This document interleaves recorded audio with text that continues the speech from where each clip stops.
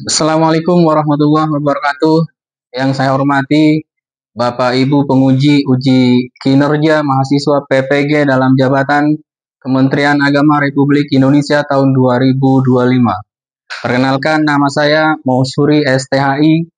Saya adalah guru PAI di SMKS Darussalam Ciputat, Kota Tangerang Selatan, Provinsi Banten. Sekaligus mahasiswa PPG dalam jabatan Kementerian Agama Republik Indonesia, batch 1 tahun 2025, di LPTK UIN Sunan Kalijaga, Yogyakarta. Nomor induk mahasiswa 24404120273. Nomor UKG 367476000564. Pada hari ini, Senin 19 Mei 2025, saya akan melaksanakan praktek pembelajaran di SMKS Darussalam Ciputat, kelas 11 Akuntansi dan Keuangan Lembaga, semester genap, fase F, dengan materi pernikahan dalam Islam, menggunakan model pembelajaran Project Based Learning, PJBL. Mari kita simak videonya. Assalamualaikum warahmatullahi wabarakatuh. Assalamualaikum.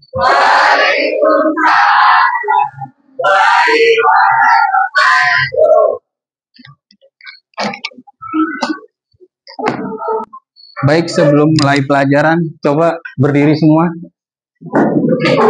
Bajunya yang nggak rapi, tolong dirapiin. Was, pelan-pelan tuh yang belakang. Cek, udah rapi semua? Kalau udah rapi, silakan duduk kembali.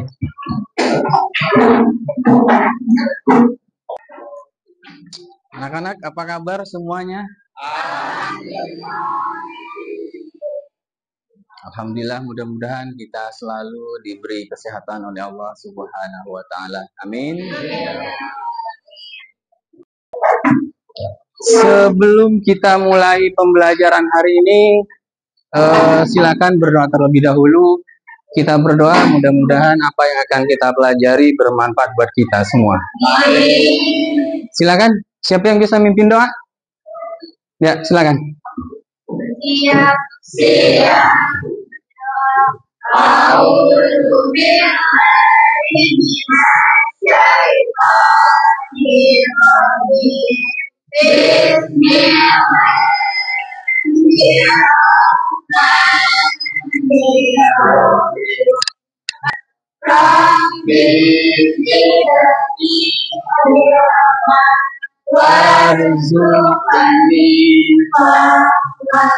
Amin ya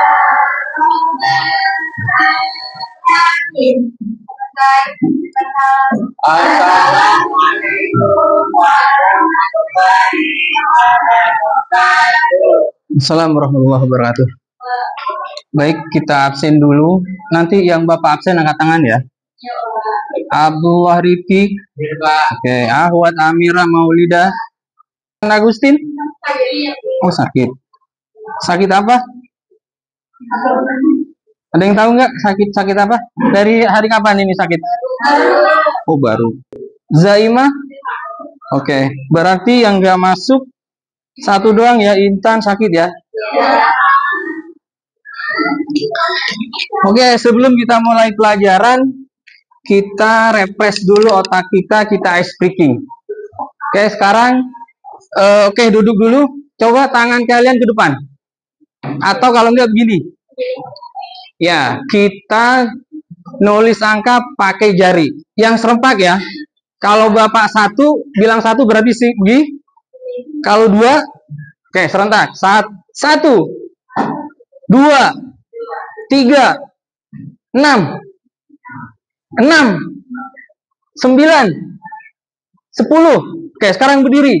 Sekarang pakai kepala dan badan. Oke, 1, 2, 3. 1. Lagi. 1. 4. 4. 3 gini. 4. Oke, 6. 9.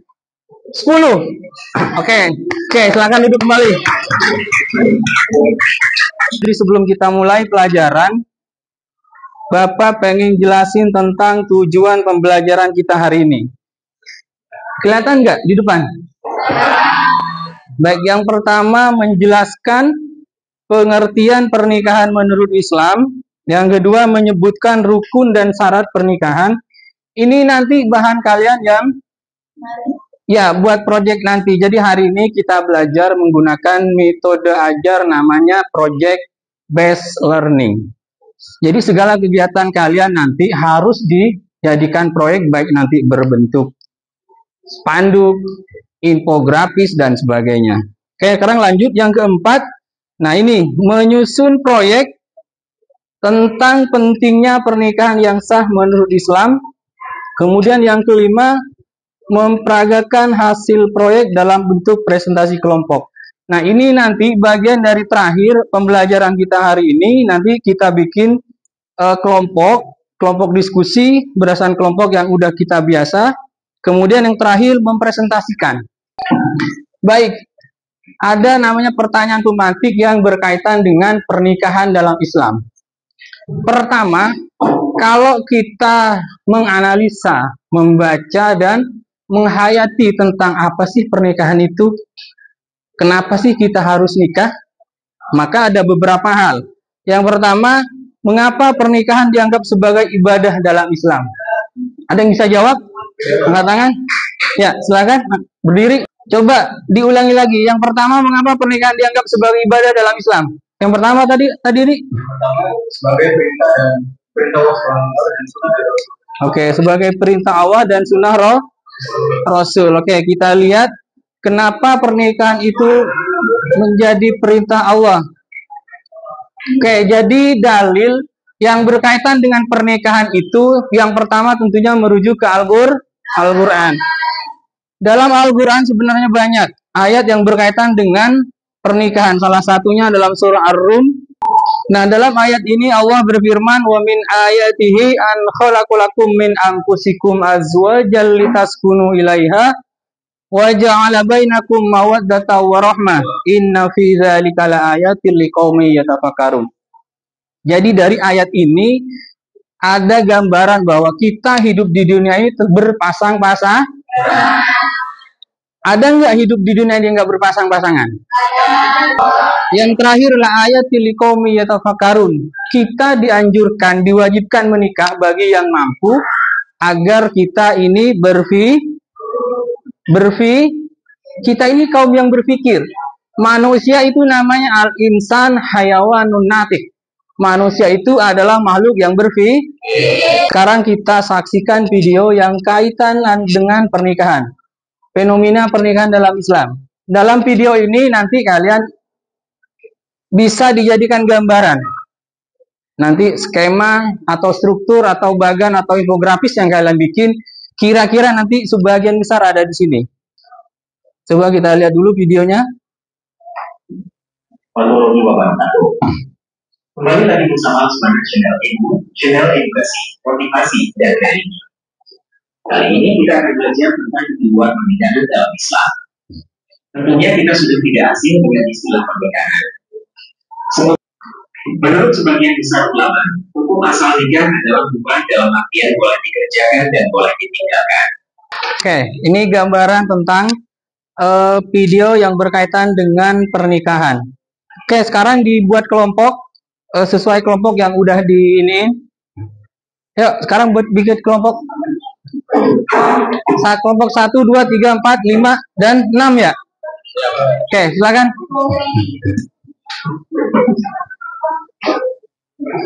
Kira-kira muat nggak itu satu ini? Kalau enggak, bangkunya dirapetin. Maksudnya jadi 2, takut nanti pas kalian bikin project nggak cukup mejanya. Ya. Nah, ini dirapetin. Rapetin dulu.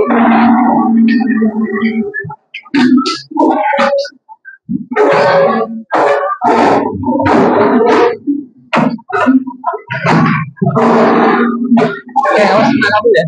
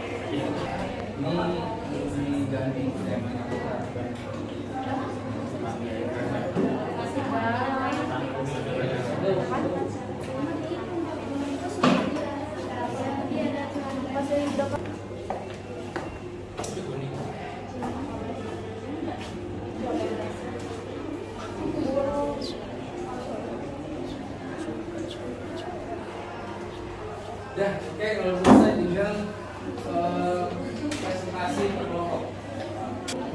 Baik Bapak, panggil mulai dari kelompok 1. Silakan ke depan untuk presentasi hasil proyeknya.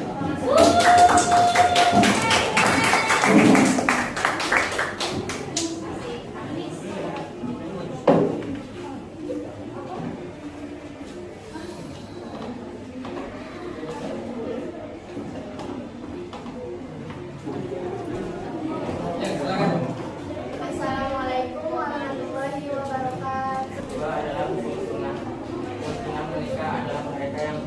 Baik, ada yang mau ditanya nggak dari hasil proyek nomor 1? Tidak. Ya, jadi Mbak gambar jelasin dikit. Ini kaitan sama hukum pernikahan. Nah, pohon ini adalah gambaran dari satu kesatuan yang menjelaskan tentang hukum pernikahan dalam Islam. Hasil proyeknya seperti itu. Oke, silakan kembali ke tempat. Dan presentasi dari kami. Wassalamualaikum warahmatullahi wabarakatuh.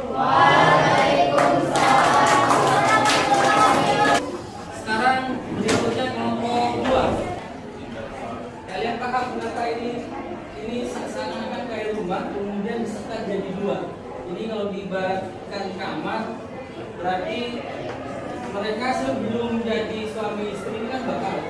Nah ini berarti tidurnya masing-masing. Berarti ini satu rumah. Oke ya? Oke, silakan.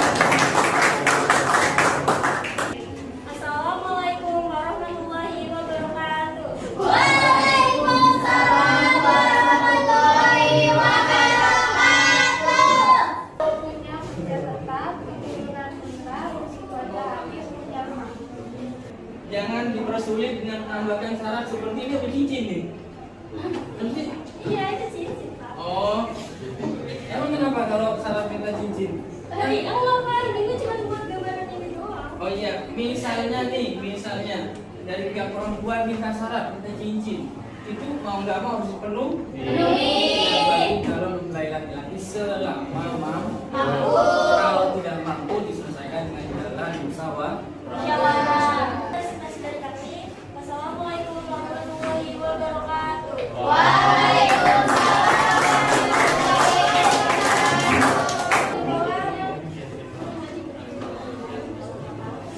Assalamualaikum warahmatullahi wabarakatuh. Waalaikumsalam warahmatullahi wabarakatuh. Mempelai pria dan wanita, keduanya harus telah memenuhi syarat sebagai calon mempelai seperti beragama Islam dan memiliki kemampuan untuk belajar. Oke, sekarang terakhir kelompok 6. Dan itu ada 2 saksi. Yang keempat ijab kabul dan yang terakhir mahar. Coba ini tolong jelasin. Ini posisi saksi mana yang cowok mana yang cewek ini. Kamu mau pantun? Mau pantun? Terima kasih. Mohon maaf atas salah dan kata. Assalamualaikum warahmatullahi wabarakatuh.